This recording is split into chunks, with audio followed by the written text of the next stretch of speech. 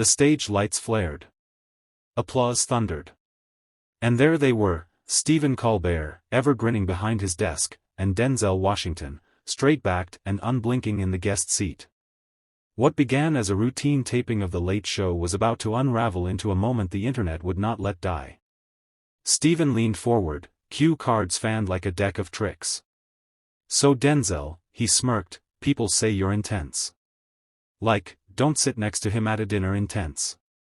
Ever thought about smiling, for a living?" The crowd chuckled. Denzel didn't. His eyes locked on Stephen's like a vice. "You think that's funny?" he asked slowly. Stephen blinked. "I mean, yeah, a little. We all need to laugh, right?" Denzel leaned forward, his voice like gravel soaked in fire. "You don't invite someone who's walked through real stories, real pain, and ask for a clown show. I'm not here to entertain you. This ain't the movies. This ain't for ratings. This is real." The laughter in the studio fizzled. Cameras panned, producers shifted nervously. Stephen tried to salvage it with a grin. "Come on, Denzel, it's just a late-night show, lighten up. People want to see the fun side of you." Denzel didn't flinch. "What people want is honesty. And if that's too heavy for your monologue, maybe you've been sitting behind that desk too long." Gasps rippled through the audience. Suddenly, this wasn't an interview. It was a reckoning. Stephen, momentarily stunned, glanced toward the teleprompter, no lifeline there. "So, you're saying I'm the problem?" he asked, his smile finally cracking. Denzel nodded. "I'm saying, stop pretending pain is punchline material. You laugh at people's struggle from a place built on comfort. You want the truth? The truth doesn't wear makeup." A hush overtook the studio. And millions watching at home sat forward, hooked. Stephen shuffled in his seat. For a host who thrived on keeping the upper hand with humor, he now looked disarmed. But he wasn't ready to surrender his stage. "Well, Denzel," he said with a stiff grin, "I guess the audience can decide what's truth and what's theater." Denzel leaned in. "Stephen, the truth doesn't need applause. It stands on its own." There was no smile this time. Not from Stephen. Not from anyone in the studio. The room had shifted, from entertainment to confrontation. Colbert adjusted his tie. "All right, let's go there. You want to talk about truth? Let's talk about what you said last month, that media is complicit in distraction. Some might say, that's a jab at shows like this." Denzel didn't blink. It wasn't a jab. It was a mirror. The silence now had weight. You turn protests into punchlines. You turn working people's pain into late-night monologues. And the next day, those same people go back to a country that doesn't see them. But they saw you laughing. The camera zoomed in. Stephen's eyes flicked toward his team behind the scenes. No help. No edit. This was live. "So you think I don't care?" he asked, voice rising slightly. "I think caring is more than clever one-liners," Denzel replied. "It's what you do when no one's watching. When the ratings don't matter." A murmur ran through the audience. Stephen tried to pivot. "Okay then, Denzel, let's be real. You're calling out the media, but you've done interviews, press junkets, premieres. You've played the game too." "I never played with people's struggle," Denzel said sharply. "There's a difference between promoting art and turning real life into a skit." And that hit hard. The crowd didn't know whether to clap or hold their breath. Then Denzel dropped the line that would go viral within hours. "You can't claim to stand for truth while mocking the voices that fight to speak it." Stephen sat frozen. No cue card could save him from that. Stephen finally exhaled, but the tension didn't ease. "All right," he said, voice measured now, "so let me ask you this, what exactly do you want from shows like mine? Silence? Guilt trips? What's your solution?" Denzel leaned back, eyes locked in. "I'm not asking for silence. I'm asking for responsibility. There's a difference between laughing with people and laughing at them. You know that. Stephen pushed back, but isn't satire a way to process the world? Don't we need to laugh to not lose our minds? Sure, Denzel said. But what happens when all you offer is laughter and never the weight behind it? What happens when the punchline becomes the only part of the story people hear? The audience was still, like they were afraid to breathe too loud. I grew up around silence, Denzel continued. Around fathers who were gone. Mothers who worked doubles just to be invisible to the system. You want to laugh about the chaos? Fine. But don't ignore the scars. Don't profit off them. Stephen's smile had vanished completely now. So what, Denzel? You want me to turn the Late Show into a sermon? I want you, Denzel said, slowly and powerfully, to stop treating real people's pain as an intermission between celebrity guests. The room felt colder suddenly. Stephen, cornered but still holding his ground, said, maybe the truth is, people don't come here for heaviness. They come here to escape. Denzel nodded once. Then maybe it's time they stop escaping, and start listening. Boom. That was it. The studio didn't clap. It didn't need to. Because across millions of screens, the comment sections were already exploding. Clips were being trimmed. Memes were being built. And somewhere, a producer whispered, "We just went viral." But Denzel didn't care about that. He looked into the camera and said, "If your escape depends on someone else's silence, maybe the problem isn't the world. Maybe it's you." Stephen adjusted his tie, more out of nerves than style. "Okay, Denzel. You've made your point. But you're an actor. You entertain for a living too.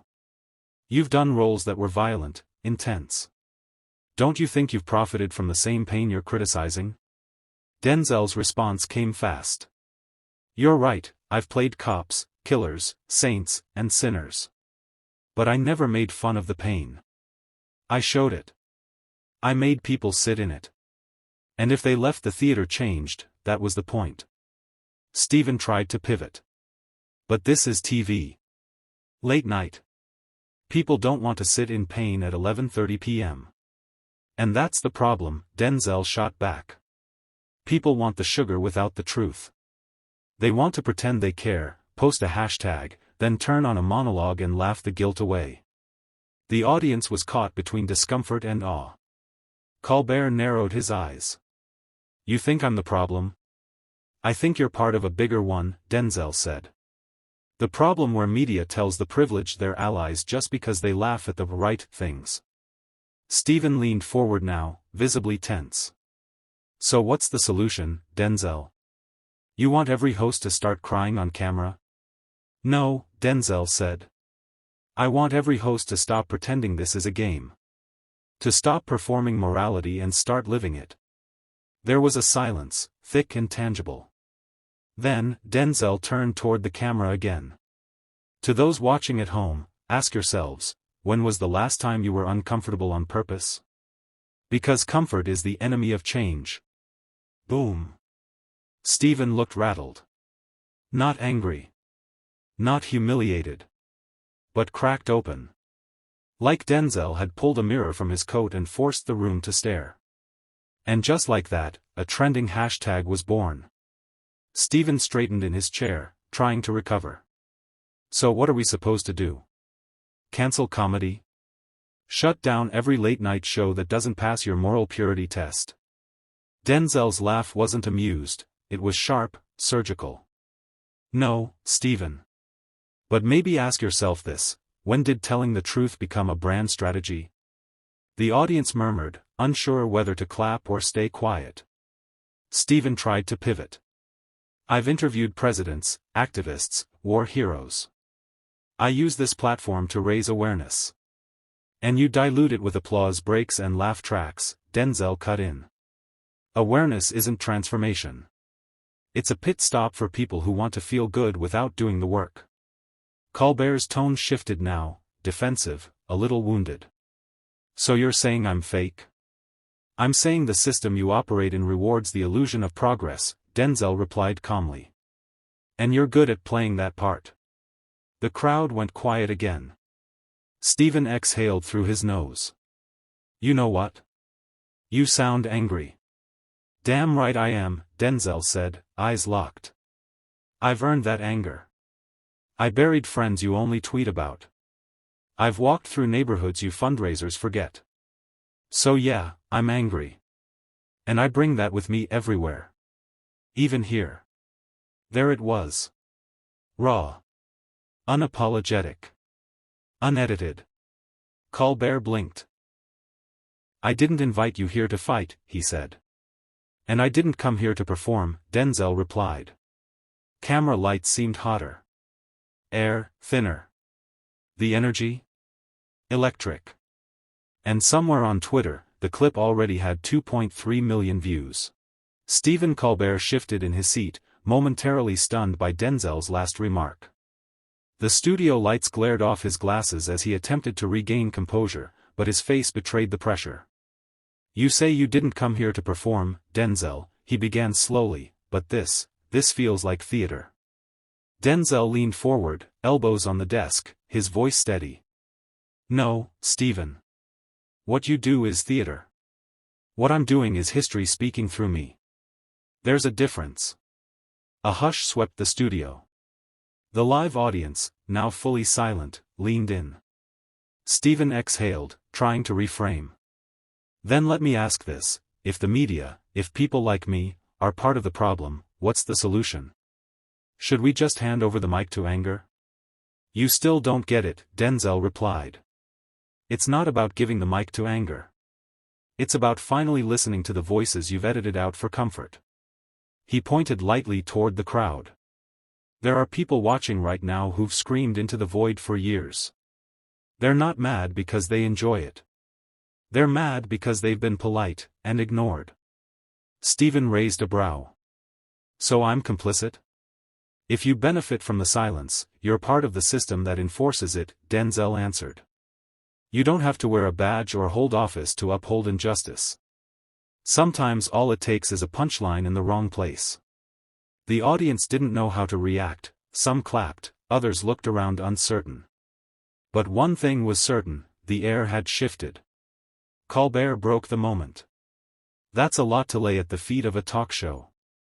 It's more than a talk show, Denzel said. It's a platform. And platforms amplify, truth or noise. The choice is yours. And in that instant, even the blinking red light of the broadcast camera seemed to pause. The tension in the studio had reached a low, simmering boil. Stephen Colbert, visibly rattled now, chuckled nervously as a defense mechanism. Okay, he said, straightening his papers theatrically, I guess this turned into The Realest Hour with Denzel Washington. But Denzel didn't smile. He didn't blink. He leaned forward again, this time lowering his voice to a tone that echoed louder than any shout. You laugh. You always laugh. That's your shield, Stephen. But tell me, what's so funny about pain? The room froze. A few gasps scattered through the audience. Colbert blinked, caught off guard. Excuse me? Denzel didn't pull back. You sit at a desk, night after night, poking fun at things that destroy real lives. You call it satire. But when a mother buries her son, when a kid walks past a grocery store afraid to be next, when veterans sleep on cold sidewalks, what's the punchline then? Stephen raised his hands, defensive. I talk about what's in the headlines, what people are already seeing. That's the job. No, Denzel cut in. That's the escape. People come here to be told it's all okay. To laugh so they can forget. But when someone like me walks in and reminds them it's not okay, you panic. Because truth doesn't get applause. It gets silence. Colbert sat back, clearly shaken. The audience was dead quiet now. There was no laugh track. No snarky comeback. Only Denzel's unwavering gaze. I'm not here to cancel you, Stephen, he added. I'm here to confront you. You can't keep treating reality like it's improv. People are dying, crying, trying to survive, and they don't get a commercial break. Stephen looked down for a beat, then slowly looked up at Denzel, words caught in his throat. And for the first time all night, the silence wasn't awkward.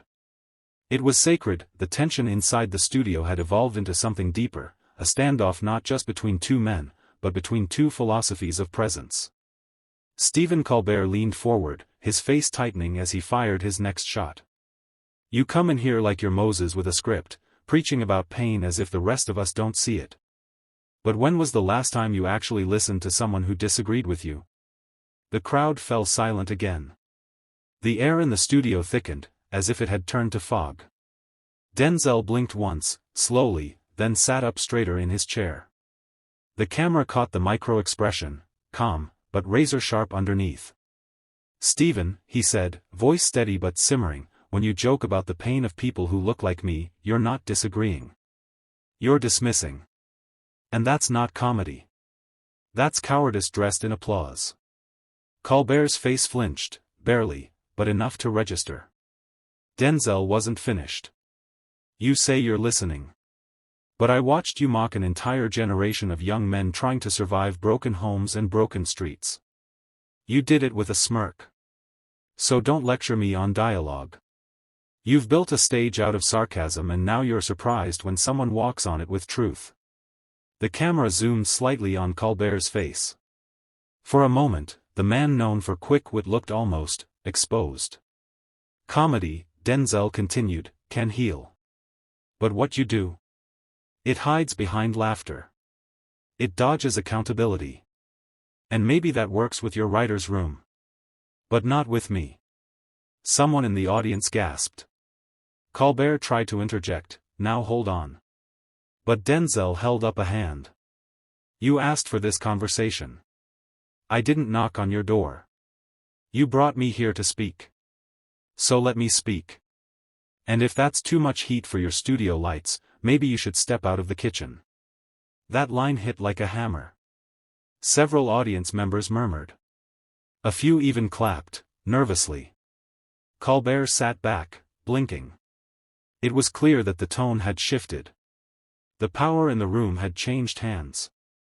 And this wasn't over. Colbert leaned back in his chair, the smugness on his face momentarily replaced by something he rarely showed on camera, uncertainty.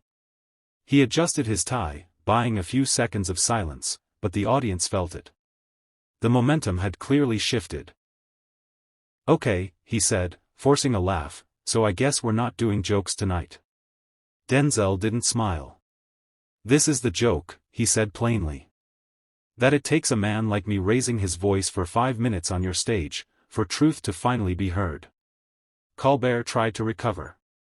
Look, Denzel, I'm just trying to host a conversation. You came in here hot. That's not exactly dialogue either. But Denzel leaned forward, his eyes locked on Stephen's. I came in here real, he said. That's the difference. You host conversations like you're selling ideas to advertisers. You wrap the pain of millions in punchlines, so no one feels too uncomfortable during commercial breaks. The studio fell into a thick silence.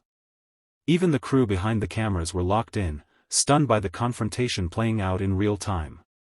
Colbert finally asked, more defensive than before, so what, you want to cancel comedy now too?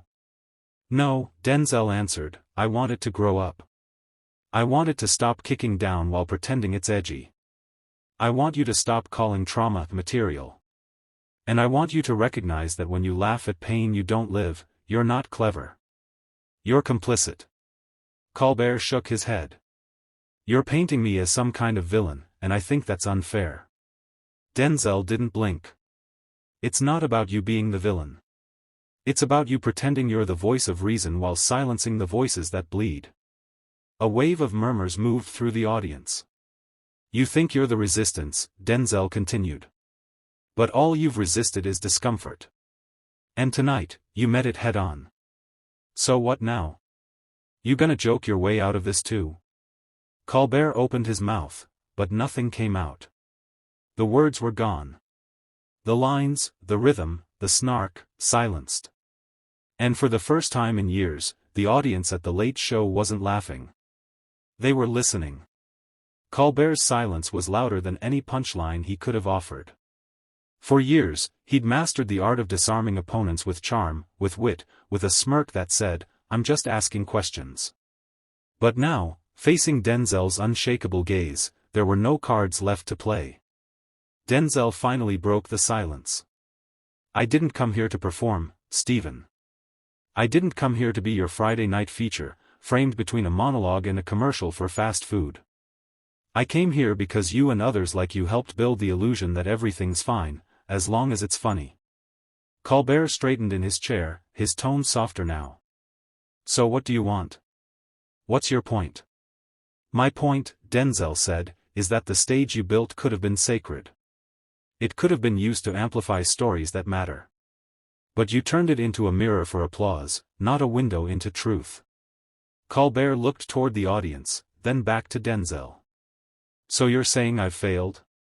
"I'm saying," Denzel replied, "you still have time not to." The words hung in the air like a challenge. Stern but not cruel, final but strangely hopeful. Colbert nodded slowly, swallowing whatever pride he had left. "I didn't expect this." Denzel offered a faint smile. "That's the thing about truth. It doesn't RSVP." Then, in a move that surprised everyone, Denzel stood up, not dramatically, not for effect, but like a man who had said what needed to be said. No mic drop. No stare down. Just presence. The studio audience rose with him, not in ovation, but in recognition. Something had shifted. Not just in the episode, but in the air of late-night comedy itself. Backstage producers fumbled through notes. Network execs stared wide-eyed at the monitor feeds. Social media had already exploded. Clips of the exchange were being sliced, subtitled, re-uploaded, dissected in real time. As Denzel walked off set, one intern whispered, "That wasn't a guest segment. That was a reckoning." Colbert remained seated, visibly shaken but quietly contemplative. For once, the comedian had no comeback. Because some truths don't need punchlines. They just need to be heard. Some people show up for applause. Others show up for truth. Tonight, Denzel didn't just confront a man, he confronted a system. This wasn't a celebrity moment. It was a mirror held up to the face of a culture too comfortable laughing at pain. No scripts. No edits. Just raw, live reckoning. And in a world drowning in noise, silence has never spoken louder.